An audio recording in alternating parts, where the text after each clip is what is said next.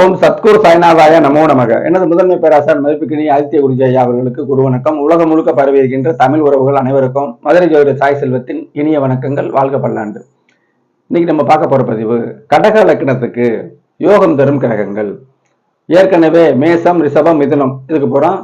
யோக கிரகங்களை தெளிவாக விளக்கிட்டேன். இப்ப கடக லக்னத்துக்கு பார்ப்போம். கடக ராசிக்கும் பொருந்தும். லக்கணமும் ராசியும் நல்லா இருந்தா யோக ஜாதகத்துக்கு 2 மடங்கு பலன். அவயோகமா இருந்துச்சுன்னா அந்த தோஷங்கள், ஒரு திருமணத்துக்கு ஒரு தோஷங்கள் இருக்கு ஜாதகம், லக்னம் ராசி ஒன்னா 2 மடங்கு தோஷம், அப்படி புரிஞ்சுக்கிறோம். இப்ப லக்கணத்துக்கு, கடக லக்கணத்துக்கு யோகம் செய்யுங்கிறவங்க என்னன்னு பார்ப்போம். அதுக்கு முன்னாடி எனது அஸ்ட்ரோ சாய் செல்வம்ங்கிற யூடியூப் சேனல்ல 1000க்கும் மேற்பட்ட வீடியோக்கள் இருக்குது.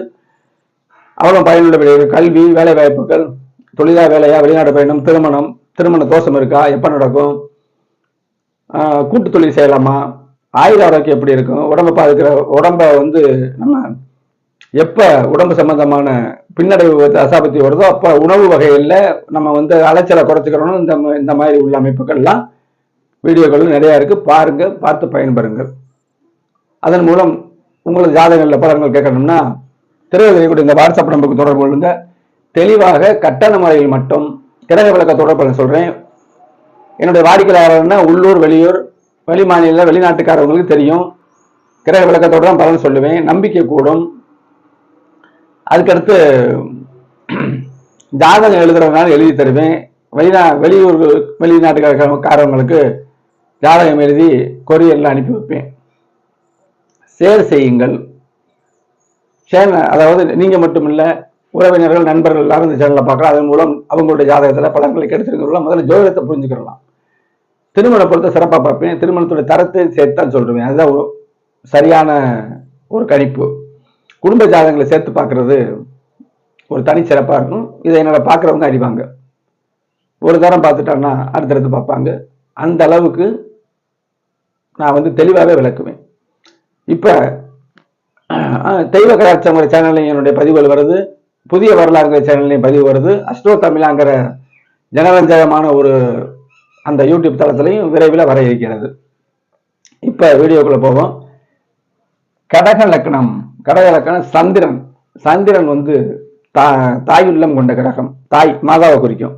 அப்ப எல்லாரும் வேணும்னு நினைப்பாங்க கடக லக்கணத்துக்காரவங்க. இது பொதுவானதுதான். கடக லக்கணத்துக்கார சுயநலவாதி இருப்பாங்க. அப்படியெல்லாம் கிரகங்கள் மாறும். ஒரு வாரத்தில் ஜோதிடத்துல பலன் இது கிடையாது, பலன் இல்லை. கிரகங்களுடைய தொடர்பு தானே, ஒளி கலப்பு, சுபத்துவ பாவத்துவம், அதுலதான் பலன் இருக்குது. இப்ப கடக லக்கணம் ராசியும் போட்டிருக்கு. சந்திரன் லக்னாதிபதி. சந்திரன் இருந்து பௌர்ணமியா இருந்தாருன்னா நல்ல குணம் கொண்டவர், எல்லாரும் வேணும்னு நினைப்பாரு. சரியா? அப்ப சந்திரன் நல்ல கிரகம். சூரியன் நட்பு கிரகம். சூரிய சந்திரன் நட்பு தானே. சூரியன் அப்பான்னா சந்திரன் அம்மா, ராஜா ராணி. இப்ப இங்க 2ஆம் இடம்ங்கிறது குடும்பம், வருமானம், வாக்கு, அப்பாவை தெரிவிக்கும். இது பூரா 2ஆம் இடம். சூரியன் நல்ல தசாபத்தி வந்துச்சுன்னா கடக லக்கணத்துக்கு யோகம் செஞ்சவர்னு அர்த்தம். அடுத்து பார்த்தீங்கன்னா செவ்வாய் ராஜ யோகாதிபதி. அதாவது 2 ஆதிபத்தியம் உள்ள கிரகங்கள் இல்லையா. சூரிய சந்திரனை தவிர மற்றவங்க 2 ஆதிபத்தியம். அப்ப 5ஆம் இடத்துக்கும் குழந்தைகள், அறிவு, பூர்வ புண்ணியம், அதிர்ஷ்டம் எல்லாமே செவ்வாய் தான். 5ல் செவ்வாய் இருந்தா வெளிச்சம் படணும். செவ்வாய் சனிலாம் பாவக்கிரகம் இல்லையா, அவங்களை இன்னொரு கிரகம் தூண்டணும். அப்ப குணத்தை மாற்றணும். செவ்வாயுடைய சனியுடைய இயல்பான குணத்தை மாத்துறதுக்கு சுபத்தொடர்பு வேணும். 5ஆம் இடம் செவ்வாய். இங்க இருக்கிறத காட்டிலும் 10ல் இருக்கிறது நல்லதுங்க. திக்பலம், தசம அங்காரகான்னு சொல்லுவாங்க. 10ஆம் இடத்துல உள்ள செவ்வாய்னு அர்த்தம். அப்ப 10ஆம் இடத்துல நல்ல பலன் இருக்கும். தனித்து இருக்கிறத காட்டிலும் செவ்வாய் 10ல் திக்பலமா இருந்தா பலன் தான். இங்க ஆட்சியும் பெற்று திக்பலம் அடைகிறது ஒரு வகையில அது சரியில்லாத அமைப்பா இருந்தாலும் வெளிச்சப்படணும். எல்லாமே சுபத்துவம் தான். அப்ப 10ஆம் இடம் தொழில் அமைப்புகளுக்கு இவர் குழந்தையவும் தொழிலையும் கொடுக்கக்கூடியவர் தான். அறிவையும் இந்த நம்மளுடைய செயல்களையும் செய்யக்கூடியவர் தான் இந்த செவ்வாய். அதிர்ஷ்ட வாய்ப்புகள் செய்யக்கூடியவர். 5-10 கூடியவராதனால தொழில் அமைப்புல ஒரு யோகம் வருதுங்கிற மாதிரி செவ்வாதசை நல்ல அமைப்புல இருந்து வந்தா 7 வருஷமும் பொற்காலமாக இருக்கும்.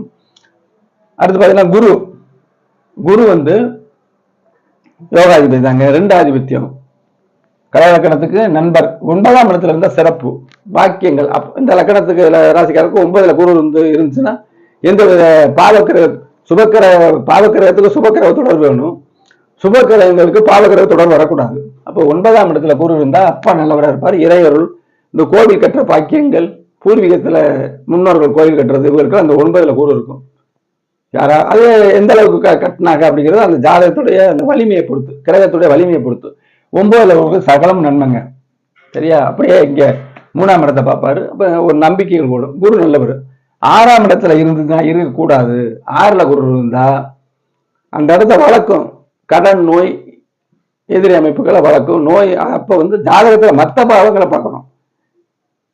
லக்கணங்கள் நல்லா இருந்துச்சுன்னா நோய் வராது. இவர் விவகாரம் இல்லாத ஆளா இருந்தாருன்னா யாரும் எதிரி வர மாட்டாங்க. சரியா? 6ஆம் இடம் குழந்தை எதிரியா வரும்னு நம்ம சொல்லக்கூடாது. 5ஆம் பாவத்தை பார்த்து முடிவு பண்ணணும். ஒரு விஷயத்தை மட்டும் சொல்லக்கூடாது. ஒவ்வொரு விஷயத்துக்கும் 3 அமைப்பு இருக்கு. பாவகம், பாகாதிபதி, காரகம், இப்படி அமைப்புல நம்ம பார்க்கணும். அப்ப 6ல இருக்கிற போது நல்ல வேலை வரும். நல்ல வேலை கண்டிப்பா இருக்கும் சொல்லிடலாம். இப்ப இங்க 6ல இருக்க காட்டிலும் 9ல இருக்க சிறப்புங்க. இப்ப இதுதான் கடக லக்கணத்துக்கு ராசியும் போட்டா 2 மடங்கு. லக்கண ராசி 1ஆனா 2 மடங்கு அந்த சத்தாக ஜாதகமா இருக்கும். மறுபடியும் சொல்றேன், இந்த லக்கணத்துக்கு இந்த கிரகம் தான் நன்மை செய்யும் அப்படின்னு சொல்றாங்க. இந்த கிரகமும் நன்மை செய்யும். இதுக்கு ஆகாத கிரகம் இருக்குல்ல, சனியோட கடக லக்கணத்துக்கு நல்ல பொருளாதாரத்தை கொடுப்பாரு. இருக்கிற அமைப்பு படி இருக்கணும். இப்ப கடக லக்கணக்கார ஒரு 10-20 பேர் எடுத்துக்கிட்டோம்னா 10 பேருமே நல்ல உயர்வான ஜாதகத்தை தேடி எடுங்க.